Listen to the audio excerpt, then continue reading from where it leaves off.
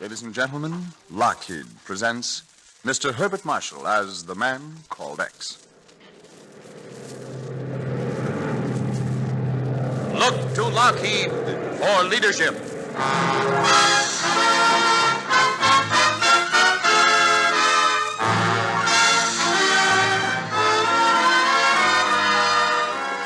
The men and women of Lockheed Aircraft present Herbert Marshall in The Man Called X, produced and directed by Jack Johnstone.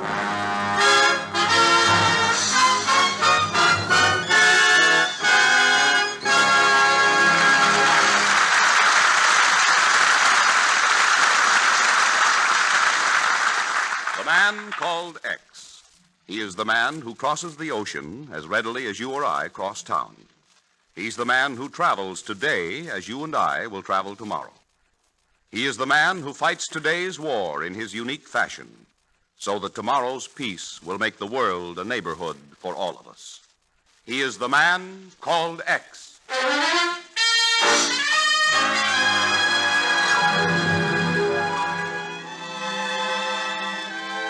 Tonight, Mr. X spins the globe and puts his finger on the Balkans, where he searches for an unknown but notorious international criminal. But right now, his mind is far from the troubled world, as he and his fiancée, Nancy Bessington, listen to Valse Bluette in the Gamut Music Shop on East 44th Street in New York City.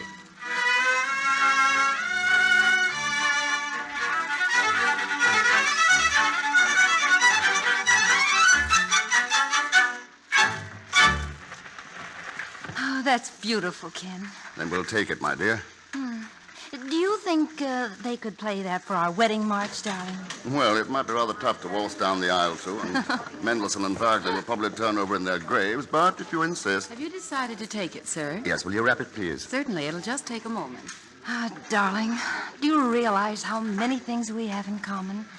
Good music, good books, good... Ken, are you listening? Petko. What did you say, Ken? Petko Todorovich. Pet who? Ken, where are you going? Nancy, that man just leaving the shop.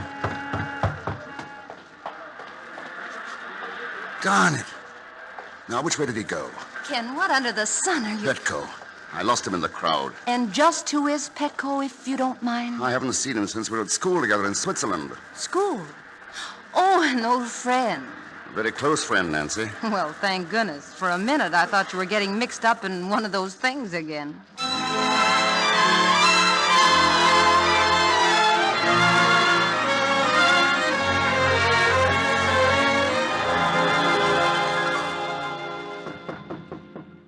But, Ken, you still haven't told me how you got Petko's address. From Jimmy Hale on the Globe. Come on, Petko, open up. I'd heard he was coming over here as representative of Tito's government. Oh. Well, then this isn't just a social call after all. Funny. Why, it's open. Petko, are you home or... Ken in that chair. Petko. Look at him. He's... Yes, Nancy. Shot through the heart. But, Ken, why? I don't know. But he was here on important business for his government. And he must have been working when it happened. See, here's his typewriter. And... Oh, he was just writing a letter. It's to somebody named Anna. But it may give us some idea. Anna. You know her, Ken? His wife, Nancy. Anna was in Switzerland the year I met Petko. She was very lovely. Oh? I was in love with her, too. Oh. But I left after that summer, and they were married a couple of years later. Oh, it'll be a terrible shock to her. They were devoted. Well, what does the letter say, Ken? Dearest Anna, you will never know the agonies I've suffered being away from you. And you will never know how I feel having to leave you again.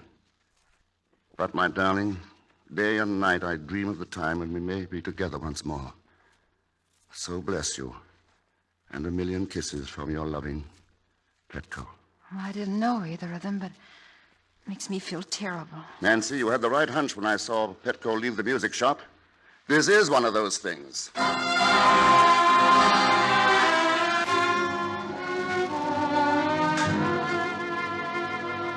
Mrs. Anna Todorovich, 1719 Tsar, Hospododitl Street, Sofia, Bulgaria. Yes, Chief. That envelope, already addressed, lay beside the typewriter. They must have moved from Belgrade when Yugoslavia was overrun by the Nazis. Find anything else, Ken? The violin, Ken.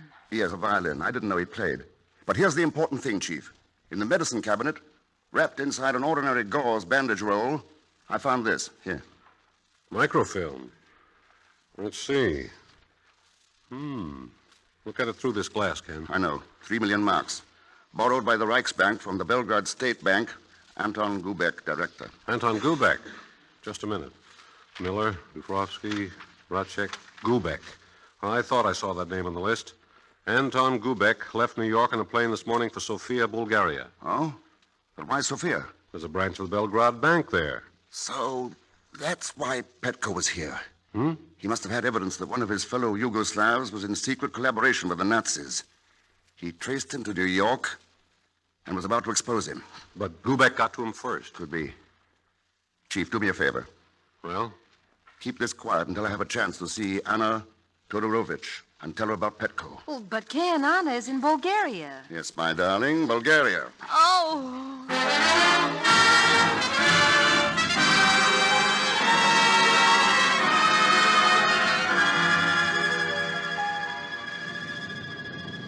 Landing at Sofia in 5 minutes. Sofia, sir. The plane continues on to Istanbul, Cairo, Ceylon, and Sydney, Australia. You may change for planes for Bucharest, Moscow, Arden,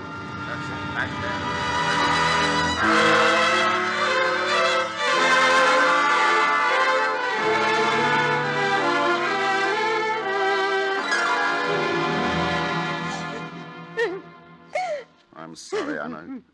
You and Petko must have been so happy together. Oh, it's too happy. Oh, Ken, why?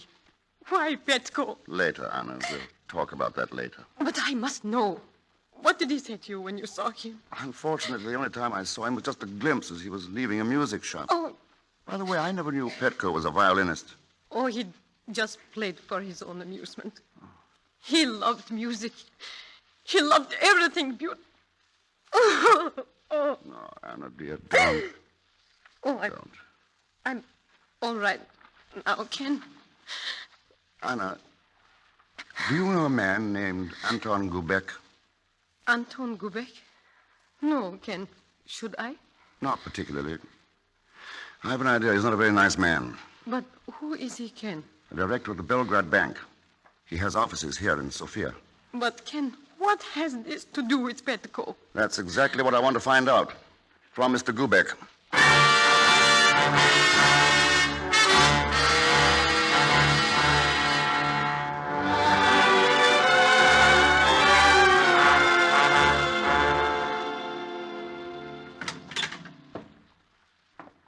Mr. Gubek? Yes? My name's Thurston. Well, what can I do for you? Mr. Gubek, do you know a man named Petko Todorovich? Todorovich? No, I'm afraid I don't. Todorovich was found dead a few days ago in New York City. So? What has that to do with me? He was in possession of a photostatic record of dealings between this bank and the Reichsbank. My dear man, what bank has not had dealings at one time or another with banks of other countries? After all, finance is international.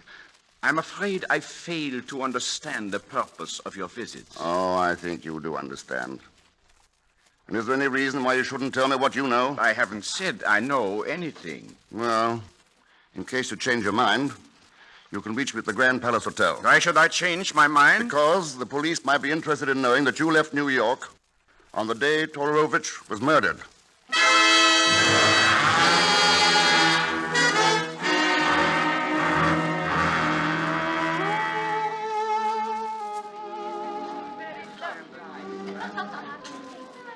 More coffee, Anna? No, thank you, Ken. Feel better now? Much. Thanks to your dear self. Petko always said the best cure for grief was music, food, and laughter. You have given me all three tonight. Anna, think a minute. Are you sure Petko never mentioned Anton Gubek? I have been thinking ever since you spoke of him, but you see, I knew very little about Petko's business affairs. And since we came to Sofia, practically nothing at all. What will you do now, Anna? Go back to Belgrade, Or perhaps even to your America. Gypsy music is the same all over the world, but this is one of the best groups I've heard in a long time. Gancho's gypsy violins are very popular. Do you see how some of the players wander around among the tables? I certainly do. You believe me, Anna, no gypsy wrote that song. And that arrangement. So you do not care for my improvisations. Well, what else can one play in a cheese box like that? Zagon Zellsmith. Hello, Mr. Thurston. I thought you'd never get here to Sofia, but it was worth waiting for. Will you introduce me? Oh, yes, Madame Todorovich. Mr. Zellsmith. Hello. Poet, scientist, musician, and admirer of beautiful women. I kiss your hand, madame. Well. You might as well sit down, Zagon. I suppose it's pointless for me to ask you how you happen to be in Sofia. Or is it just an unhappy coincidence? Surely, Mr. Thurston, you didn't expect me to abandon you in such a crisis. Why not? You've done it before. Yes, but only for money, and in case of extreme necessity. And speaking of necessity, Mr. Thurston, there is a little item. What, already? Well, in addition to the normal traveling expenses, it was expensive to find out your destination. Taxi drivers, baggage masters. Not a penny, Zagon. Our relationship at the present is purely social. No, well, in that case, I guess I better get back to my wretched job. Now, just a minute. What does Anton Gubek mean to you? Oh, you are a very fine psychologist, Mr. Thurston. When you say Gubek, I think of money. Go on, what else? What else is there to think of, Mr. Thurston? All right. What do you know about Gubek? Well, I know he returned to Sofia on this afternoon's plane. This afternoon? Yes, I understand that Mr. Gubek was delayed in Cairo. As a matter of fact, on my way down to my miserable work this evening, I saw him enter his own house with his luggage. Oh? Oh, a perfect abomination of Rococo. It's over there in 47 Koshkovo Boulevard. 47 Koshkovo Boulevard. Yes, and now, excuse me, Mr. X and the beautiful Madame. I must return. It is my turn to play a solo. Au revoir, Madame. And if you should need further assistance, Mr. X, I have very flexible business hours. Your friend Zagon is a comedian, Ken. Oh, he's amusing enough, but he's got a price list for every laugh. Anna, I hate to bring such a charming evening to a close so quickly, but I want to talk to Gubek tonight. So if you don't mind, I'll see you home first. Oh, don't bother, Ken. Just put me in a cab. After all, my house is a long way from Koshkovo Boulevard.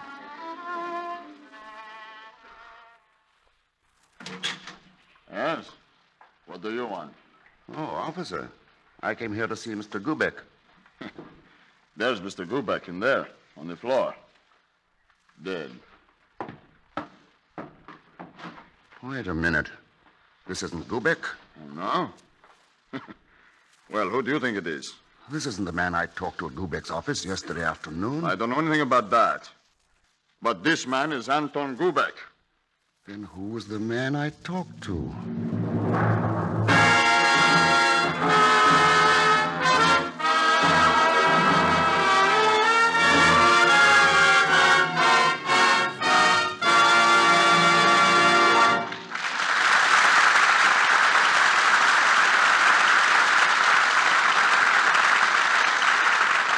Just a moment. We will continue with Act Two of tonight's exploit of The Man Called X, starring Herbert Marshall. But first, a word from the men and women of Lockheed.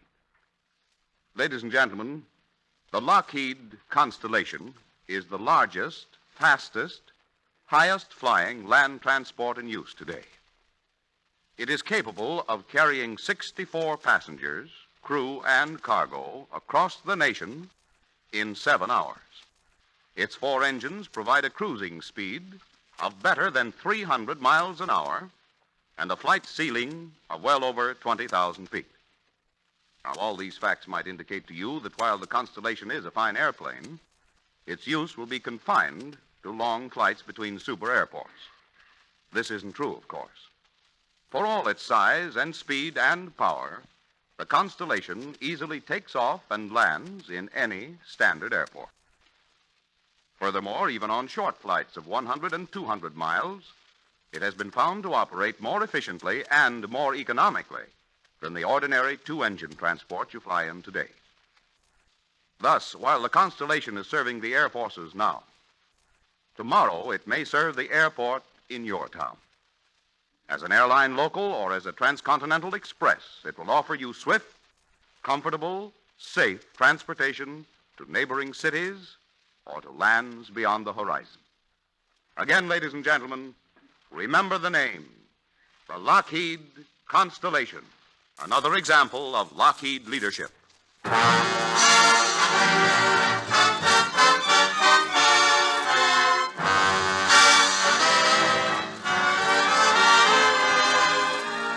Now to return to tonight's exploit of Mr. X, whose search for the murderer of his friend Petko Todorovich has led him to Sofia, Bulgaria, only to discover that his only suspect, Anton Gubek, dubious Yugoslav banker, also has been murdered.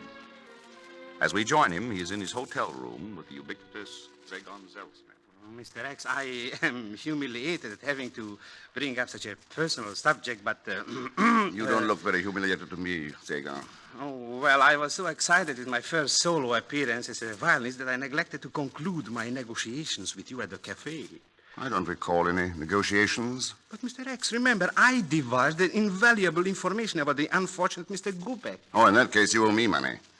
Your invaluable information ran me right up a blind alley. Well, then, perhaps you'll be even more interested in Mr. Macek, president of the Macedonian National Bank. Such an interesting story and not too expensive.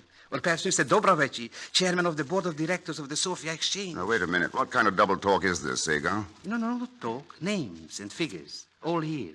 See? On this. Microfilm.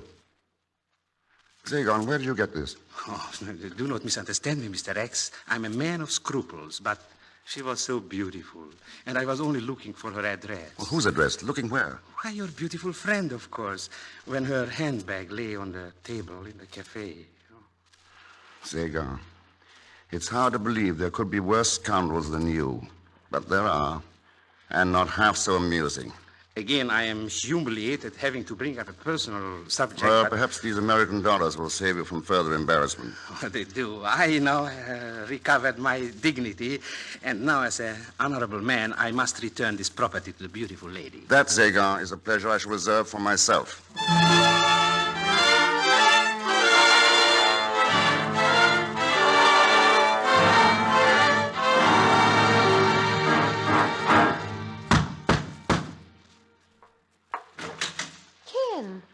Good evening, Anna. I wondered what happened to you. You didn't call. You Oh, didn't... just a comedy of errors and mistaken identity, that's all.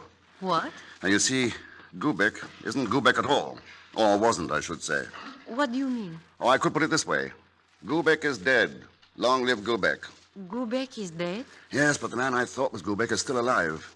And most important of all, whoever he is, he's the murderer of Petko. And he's here in Sofia. Oh, how could he be? Petko was murdered in New York. And, oh, but Ken, dear, let us not talk about this tonight. All right. Shall we talk about a summer in Switzerland long ago? Oh, yes. About our scrambling for hours to get to the top of some place, only to ski down in a few seconds, laughing at time and space. Ken, you remember, too. We were above the world. Out of the world. Out... Did this violin belong to Petko? Yes, Ken. I told you he loved to play, just for himself. Well, then he must have picked up the one he had in New York at the music shop where I saw him. I wondered why he did not take this one with him, but he left so suddenly. Oh, but Ken, let us turn back the clock again. And remember, you returned to America without my ever telling you. Telling me what, Anna? That it was you, Ken. You, darling. Kiss me like you once did when...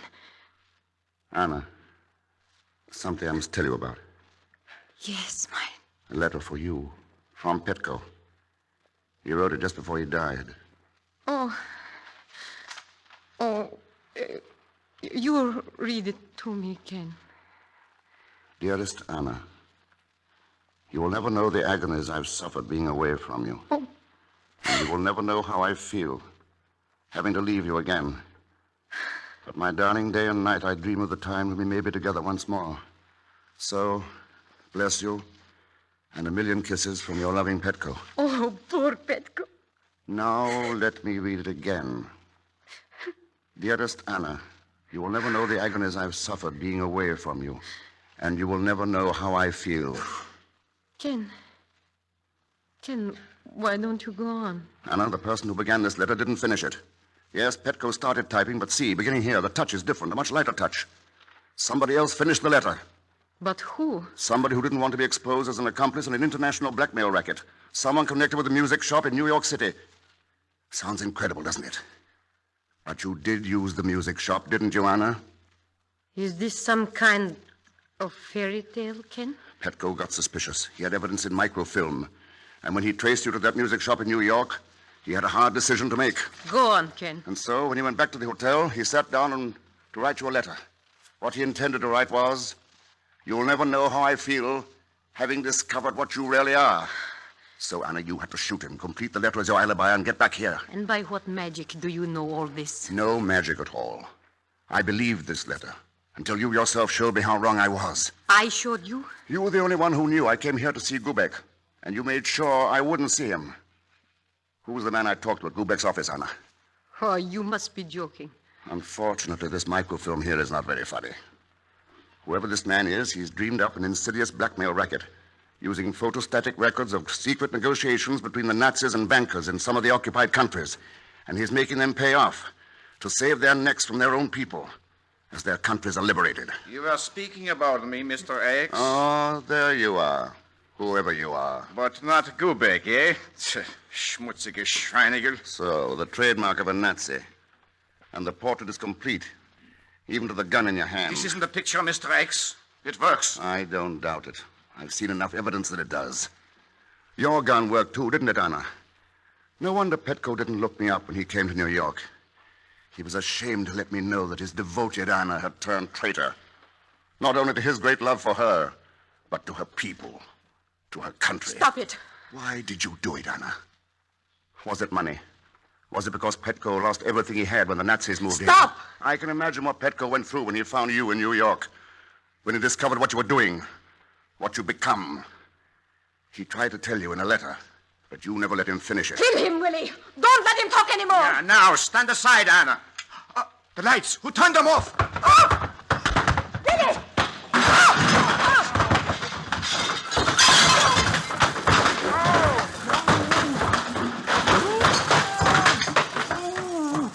I swear by the father of my father of my father, I am innocent. I didn't do it. Zagon, you. Oh, it's you, Mr. Thurston. What big hands you have. Can you find the light switch, Zagon? Naturally, I just turned it off. Right. There. And they've got away. You mean the beautiful lady and my friend Gancho? Gancho. So that's who he is. No, he's a lot of people. But mostly he was Willy Heinecke, a very high man once, a useful aide to von Papen himself. An unpleasant character. Well, Zagon, you saved my life by turning off that light. Yes, and for no compensation either. But alas, now I am in a pickle. Gancho and his gypsies gone, my violin gone. And without a violin, Zagon is without a tongue. That'll be a new experience. But if it's a violin you want, there's one. Oh, that's a treasure.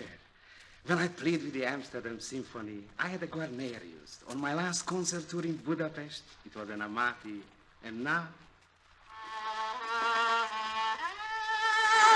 Oh, pfui, another one of Gancho's cheese boxes. Wait, give me that fiddle.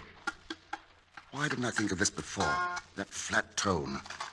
It may not be a Stradivarius, Mr. X, but that is vandalism. Look, Zagon, the sound post. It should be cheese. Instead of a solid piece of hardwood, it's a hollow tube. In it, a roll of microfilm. So this is how your friend Gancho concealed his blackmailing evidence and shipped it abroad. No wonder I could never play the Paganini cadenza from Mendelssohn concerto on a Gancho violin. Zagon, you wanted the job.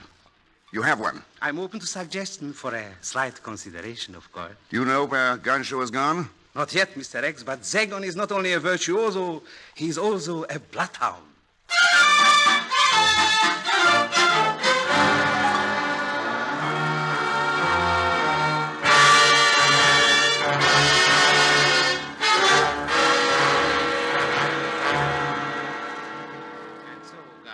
I risked my very life crossing the border to find you here in Yugoslavia. And how did you know where we'd be, Sagan? Do you not remember? You said the man who makes all your violins was here in this village. You are a friend of Thurston's. Why did you follow us? Oh, my dear lady, is that not obvious? You and Gancho are now in a flourishing condition, so to speak, and you will be interested in the information about Mr. Thurston at a reasonable price, of course. So, it would be much cheaper to liquidate you than to bargain with you. Oh, but the information... I'll give it to you for nothing. Ken. Oh, Mr. X, don't surprise me like that, and please, Mr. Thurston, just put down that gun. Surely you don't think that Sagan, I know you too well. You always try to double your profit. So I followed you. And now I suppose you will kill us. I'm neither judge nor executioner, my dear. I'll leave that to the proper authorities. In this case, who would be more proper to judge you than your own people of Yugoslavia, whom you betrayed?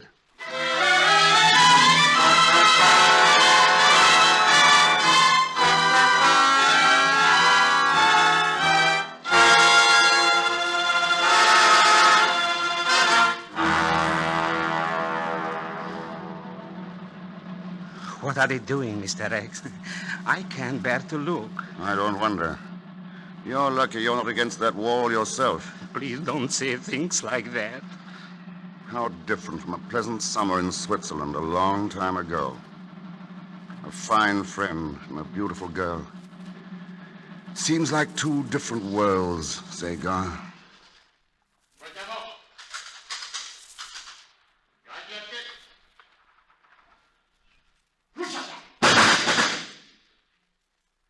One of those worlds has ended. A world of treachery and terror.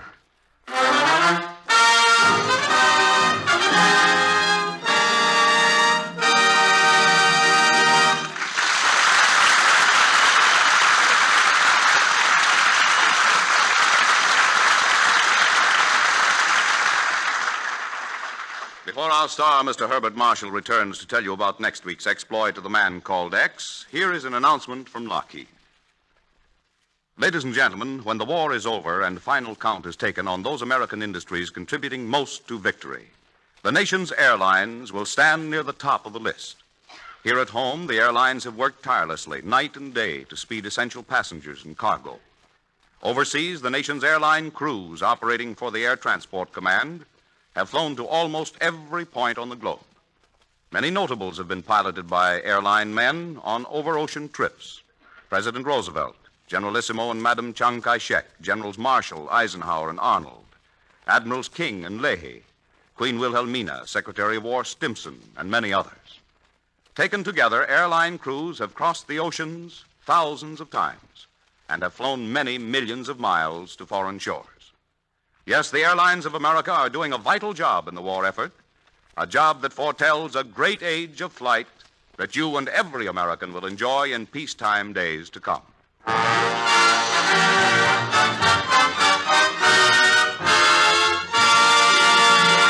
Now, Mr. Herbert Marshall. Next week, I look forward to flying to the colorful West Indies, where a strange death occurs within the walls of an ancient church, where the only clue is a message that says nothing but okay. All leading to a climax involving a ton of high explosives. So join us, won't you, when next I return as the man called X. The